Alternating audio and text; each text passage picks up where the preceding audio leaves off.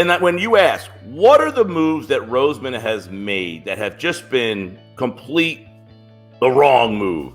Reagor's name comes up all the time. Then most people go to JJ. But the Arcega-Whiteside thing is because they wanted Metcalf. They weren't getting Metcalf. Yeah, so you can't say he drafted. Other than that, the one that I come up with is the Alshon Jeffrey contract. I think that was probably a major mistake.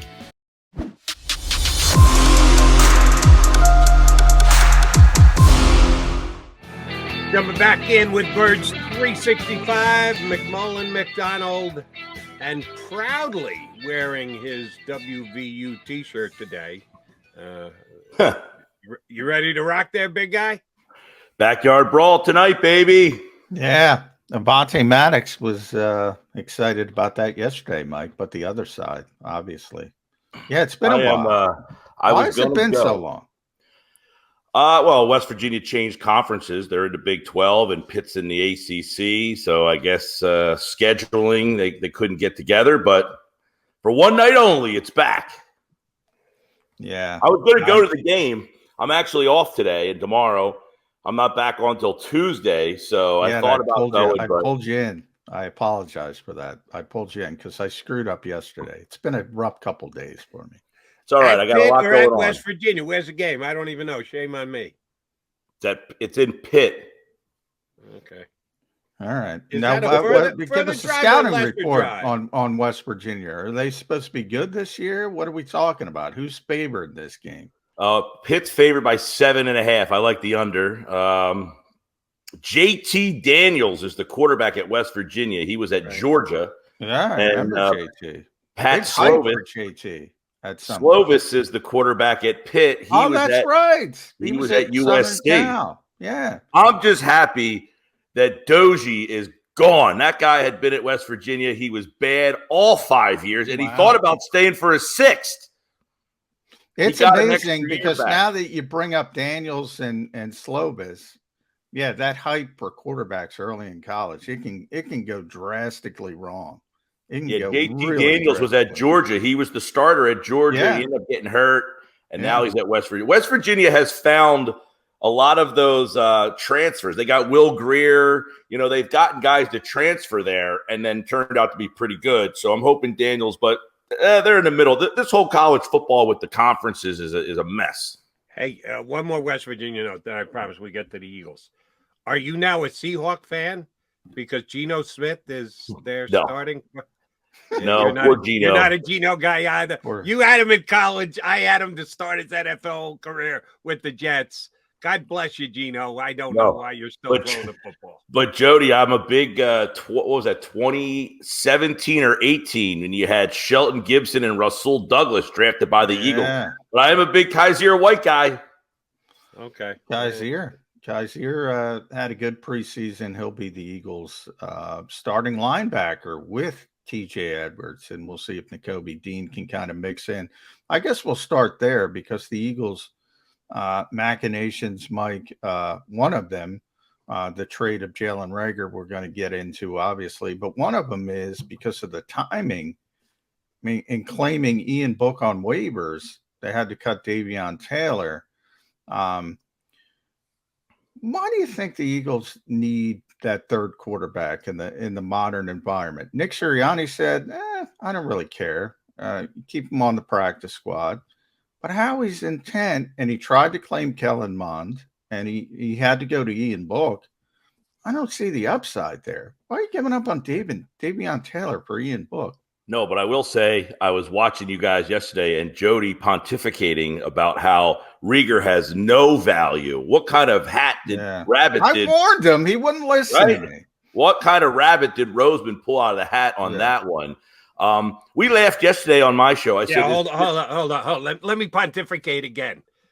Howie Roseman turned a first-round pick into a it wasn't that great. Jody's right about that. Escalating fifth and a seventh. Holy crap, Jose, let me bow. I am not worthy to comment or pontificate on Howie Roseman. Howie was able to take a first-round pick and 2 years later turn it into a de-escalating fifth-round pick and a seventh. You're right, Mike.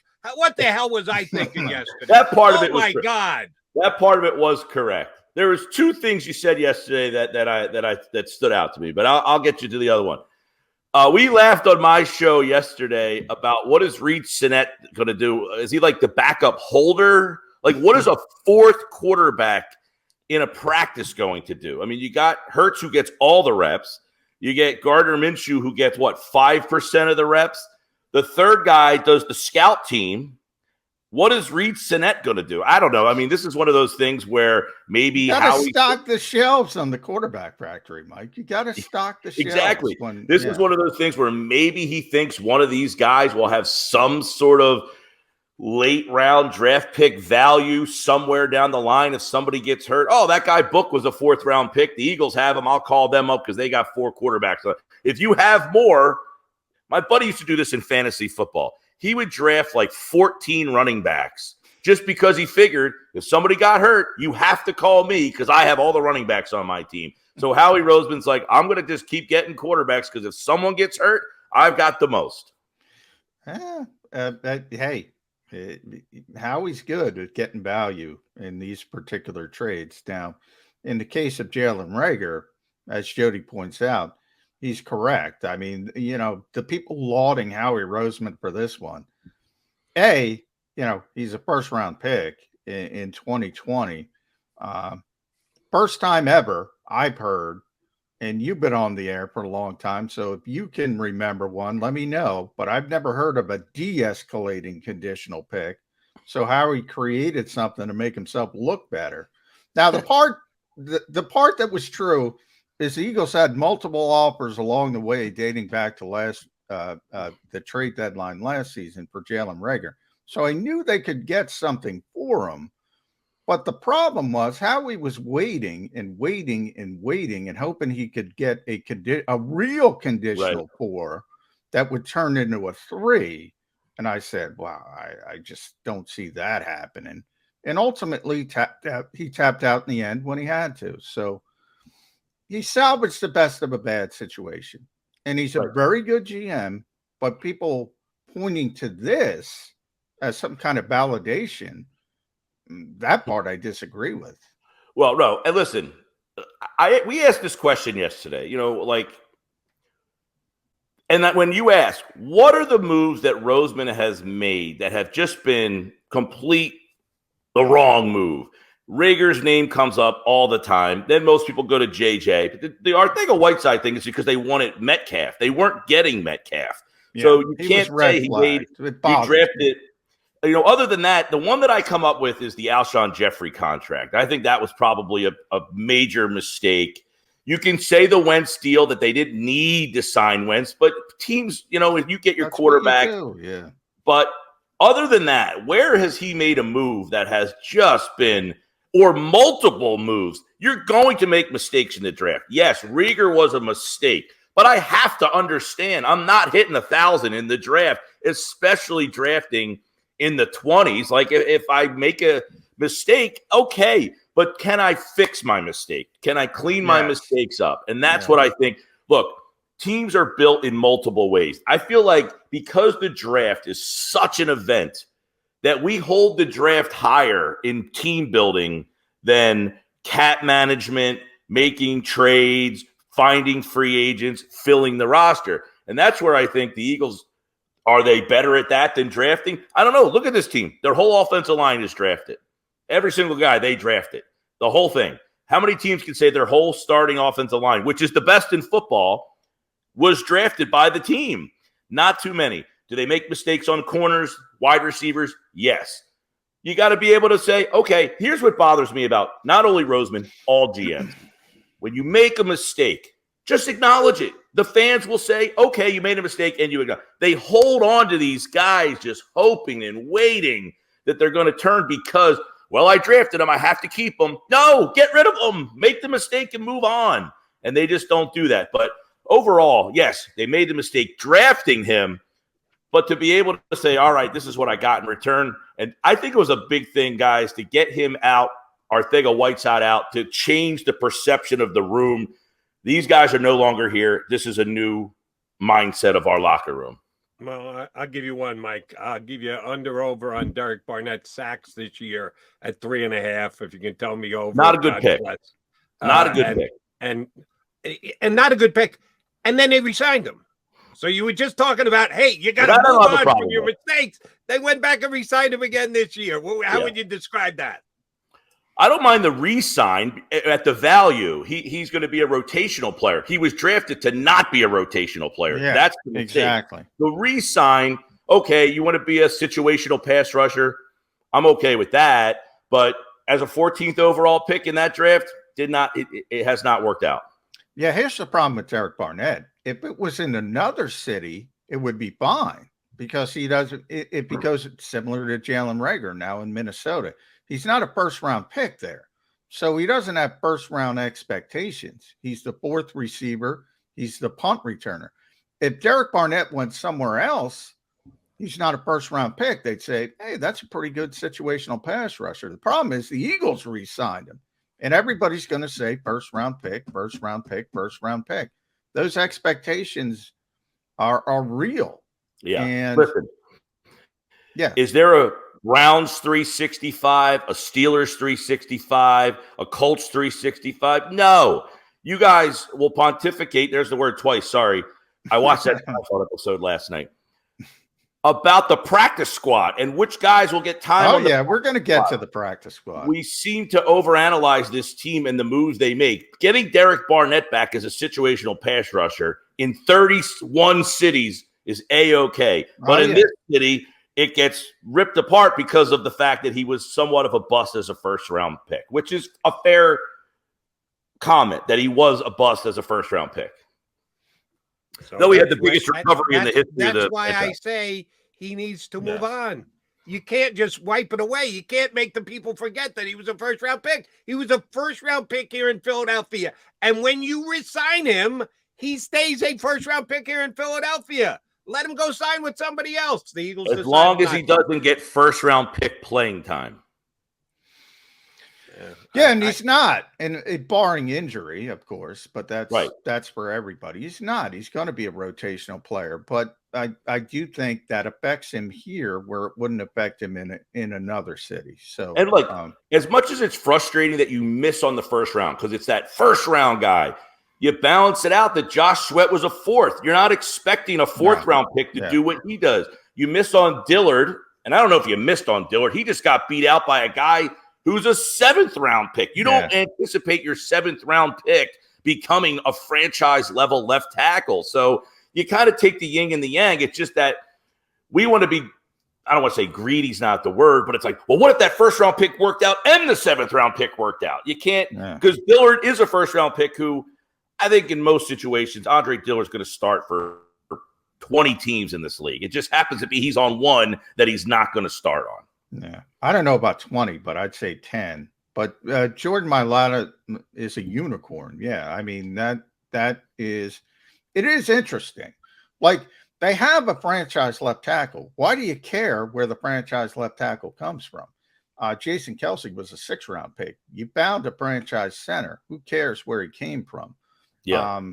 On and on and on. But it seems like pedigree with fans and to a certain extent, even general managers, they're obsessed with pedigree. They're obsessed with it.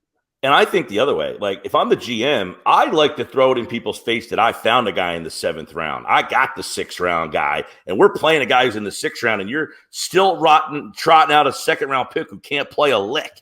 Just because of you drafted him in the 2nd round. Well, they do it with the undrafted guys. They all go, oh, look at me. Look, I found Reed Blankenship. I found Josh Jobe. I found Josh Sills. So they do it with the undrafted guys. Well, that was my other one yesterday, Jody. You mentioned about Gardner-Johnson, that if the Eagles liked him so much, they could have drafted him themselves. Well, where he was drafted, the 3rd pick of the 3rd round, the Eagles did not have a pick anywhere near where he was. They didn't have a 3rd-round pick. He got picked in the 4th round, the 3rd pick of the 4th round. They didn't have a 3rd-round pick, and their 4th-round pick was like 2nd from the bottom. So they really weren't in position to take him if they liked him. Right. Well, they could have traded back into the third round. It was my point. If they really liked them, Right. they could have. They were pretty far off. Mike, once you get into day 3, you can maneuver to get anybody you want. Yeah. The value of the picks is significantly down. Anybody can be had if you really like the guy. You got day 1, and then they all huddle together and reevaluate. Then you got day 2, and then they all huddle together, reevaluate. So if you really want a guy in day 3, you can go get him. It's really not all that hard. I think every general manager on the planet would tell you that's the case. So that was the point I was making. Well, keep in mind, they only had 5 picks for those 2 years. So maneuvering about 30 spots was going to be kind of difficult. But, hey, look, they got a guy they seem to like. We'll see what he does. And, I said, look, that trade is not making them a Super Bowl team. Like, you don't make that trade and say, now that's Ronnie Lott, I'm told, Mike. Right, that's exactly. Ronnie Lott. You don't make that trade and say, well, now we're a Super Bowl team. But what I will say is you make that trade because you already have the mindset that you're there. Well, here's my not a concern, because I think it was a good trade. And I want to emphasize that again, because Jody knows this. I have to emphasize things. I think it was a good trade. The Eagles got younger. They got more athletic. However, I'm also going to point out, well, we're 10 days before the season opener. They had a 7-year safety who couldn't learn the defense, evidently, in the summer, even though they're playing the same scheme, because it's different terminology, and Jaquaski Tart. If he can't learn the defense in a summer, how is a guy who's never played the position going to a completely new scheme? Because New Orleans doesn't play the Fangio scheme, at least yet. They'll get to it. How is he going to learn this defense in 10 stinking days? Or are we going to see Kayvon Wallace in Detroit as the starting safety? Right. No, that's a definite concern, is how long will it take Gardner-Johnson to kind of get up to speed? I was talking about this yesterday. One of my guests who played in the league, man, I blanked on my days already. See, John, I blank on my days too. But he had talked about when you got a playbook, because he had played in Kansas City and then in St. Louis, and just the overwhelming nature of getting a playbook that fast and trying to learn it is daunting for some people, depending on position. But, he was an offensive lineman. Joe Valerio, sorry. He was an offensive lineman. And just trying to learn plays that fast. Now, I would think it's a lot more intricate to where he had Marty Schottenheimer running 4 plays, right? Handoff left, handoff right, and then switching to St. Louis with Rich Brooks. Whereas now you probably have a Bible of plays that you're trying to figure out and run. So, yeah, I think that's definitely going to be something to keep an eye on, is how fast. And look, he doesn't have a game, a joint practice or a game to get his feet wet to learn those plays. Johnny Mac, don't sweat Kayvon Wallace. Less than 20 snaps in Detroit. They will throw Mr. Johnson out there, whether he's ready or not. He's going to be their safety. I will go out on the limb and predict that right now. Gannon is going to throw the playbook at him and throw him in the deep end of the pool and say, "We got faith in your big guy. Go out there and make." He did play some safety at Florida. He played. Yeah, he was a beast in Florida, man. Whew. Yeah, he played the star position at Florida, so he was so much so that he was taken early in the 4th round. Man, he was great at Florida. He's a little small, I would think, to be your typical first-round safety. I mean, he's a little smaller, but man, he was a player at Florida. I remember in 2017, he had that interception return for a touchdown against South Carolina. I mean, he was fun to watch. He's a good player, but he's been a good slot cornerback, and now he's got to be a good safety, and he's got to be a good safety.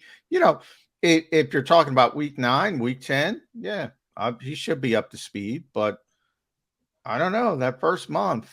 And we're just talking about Jalen Reagor, about the expectations, Derek Barnett.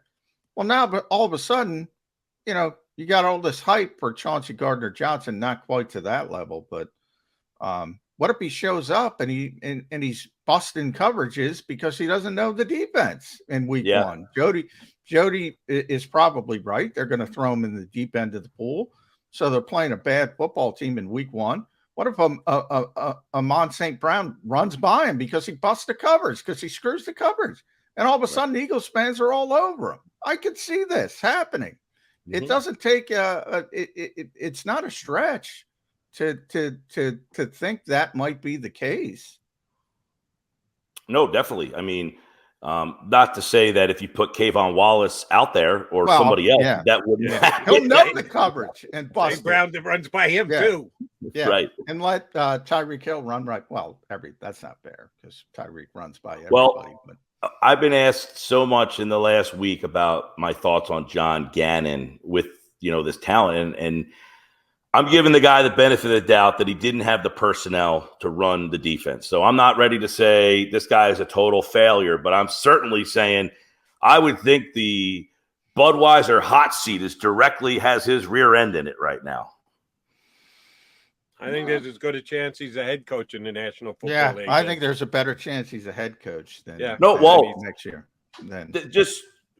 Yes, but that must mean that the defense played well. If this defense doesn't play well, our team's going to say, man, look at all the talent this guy had, and he still didn't have it. Like last year's defense, I just say they just didn't have the talent. What were you thinking? And he almost got a job there, Mike, because, that guy can win over anybody in 5 minutes. So that's part of it, building relationships and all that kind of stuff. But, he had the 10th ranked defense in conventional standards with that garbage the Eagles had on that side of the football. So he's well regarded around the NFL. I don't know how you fall flat on your face with this defense. I don't know. There's too much talent. If he does, I think his biggest problem. Out of position. That's how. Well, you have a safety that's out of position. Yeah. Now, the biggest problem for Jonathan Gannon to me is everybody's looking to hire offensive guys to be ahead. That's his biggest issue because very few teams want to go the defensive route at head coach now. So you're already behind the 8 ball a little bit. But since we got into coaching, I'll shift it to the offensive side. I think because of all the talk about Gannon, like Nick Sirianni's kind of skating under the radar as a second-year coach. Everybody's like, well, Nick's good. Nick's solid. Nick's this. Gave up the play calling. What if this offense underachieves? Where are we with Nick Sirianni? I think it's a fair question because Sirianni, you're right. I feel like he has, he wears the T-shirts. He seems to know the role, shows up at somebody's wedding in Sea Isle. He knows when to kind of like tug on the strings of the Eagle fan. So I feel like he's a popular guy, but we don't know much about him. What does he do well? Well, I think what he did well last year was he made the necessary adjustments. I mean, that team was throwing. He got criticized, and he said, okay, fine.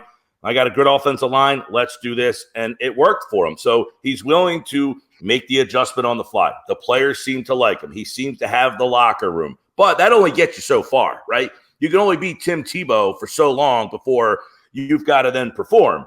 So, if this team struggles a little bit, the question will be, does he make another adjustment on the fly? Hey, Shane Steichen, I gave you the plays. I gave you the ability, and it's not working. I'm going to take it back. We're going to change the offense. I'm going to change the quarterback. I know, Jody, you've been asking how long's his leash. I think that's what Sirianni's season really is what kind of leader and manager and adjustment guy he is, more so than the X's and O's, right? Agreed. And one last Gannon point. What Gannon reminds me of, guys? The Phillies manager. And I'm not talking about the present guy. I'm just talking in general. When the Phillies manager gets something wrong, it's always on him. When he gets something right, it's expected. It's just a given. Give credit to the players. But when something goes awry, it's the man. Same thing with Gannon.